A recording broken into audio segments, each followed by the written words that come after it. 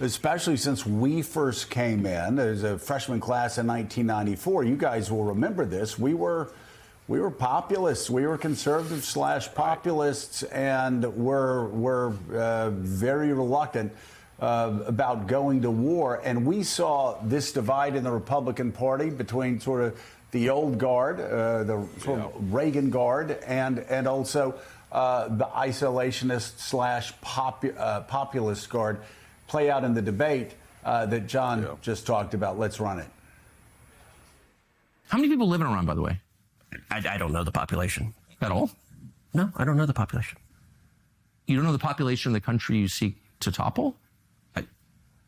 How many people live in Iran? 92 million. Okay. Yeah. How could you not know that? I don't sit around memorizing population tables. Well, it's kind of relevant because you're calling for the overthrow of the government. Why is it relevant whether it's 90 million or 80 million or 100 million? Why is that relevant? Because if you don't know anything about the country... I didn't say I don't know anything about Okay, what's the ethnic mix of Iran? They are Persians and predominantly Shia. Okay, this is cute. It's not even... You don't know anything about Iran. So okay, I am not the Tucker Carlson expert on Iran. You're a senator who's calling for the overthrow of the government. You're the one who don't know anything about the country. No, you don't know anything about the country. You're the one who claims they're not trying to murder Donald Trump. You're the one who can't figure out if it was a good idea to kill General Soleimani, and you said it was bad. You don't believe they're trying to murder Trump. Yes, I do. Because you're not calling for military strikes against them in retaliation. And if you really believe that... We're carrying out military strikes today. You said Israel was. Right, with our help.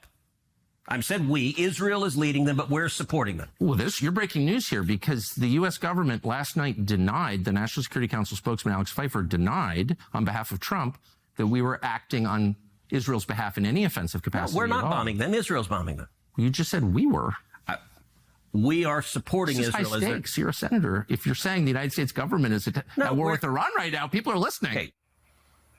Jonathan, J-Mart, theatrics aside, and great theatrics, you must admit. Theatrics aside of that debate, it is fascinating. You look, and Ted Cruz's position certainly is more aligned with the Republican Party's sort of foreign policy establishment where they are. Yes. But, man, the overwhelming majority of the MAGA base out there, most likely, based on what I knew when I was running and what we all see now, closer to Tucker Carlson's position, which is, wait. Why are we getting involved in another Middle East war? So it is a fascinating debate that's encapsulated there, right? How does it play out? Yes, it is. And by the way, Trump can often turn to his base just the same as Fox News can to get a sense as to where the wind is blowing, Joe. And, Trump sometimes follows his folks rather than his folks following him. And this is one of those times where I think Trump is getting an uncertain trumpet from his own core base. Why? Well, Fox News, which Trump watches a lot of, which it has an older demographic, is overwhelmingly supportive of striking Iran. Other folks who are more hardcore MAGA, the Bannons, the Tuckers, are much more uneasy about this. So I think there is a generational divide. I think there's also a sort of a sensibility divide in terms of how you get your information these days. And so Trump can't go to his folks to get a sense as to what they want. He's going to have to lead them. I'll say this just real fast. I do think whatever Trump decides, Joe, his people will largely come with him. I mean, I think ultimately Trump is the decider. And if he decides to go forward doing this, that will probably rally MAGA to his side, depending upon how it goes. Well, depending upon how it goes, and I want to, again, Mark McKinnon's the expert here. Because I even remember Jon Stewart, after a couple of weeks of the Iraq invasion in 2003, throwing his arms up going, my gosh, is my son's middle school going to be named after George W. Bush? How am I going to deal with this? Because things seem to be going so well.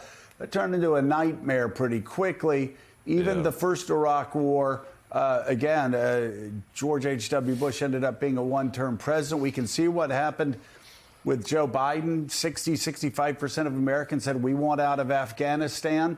Never really plays out the way people think it's going to play out. It's it's again the fog of war and the unintended consequences, Mark, of the first time an American is killed either in a bombing run or in some other covert action.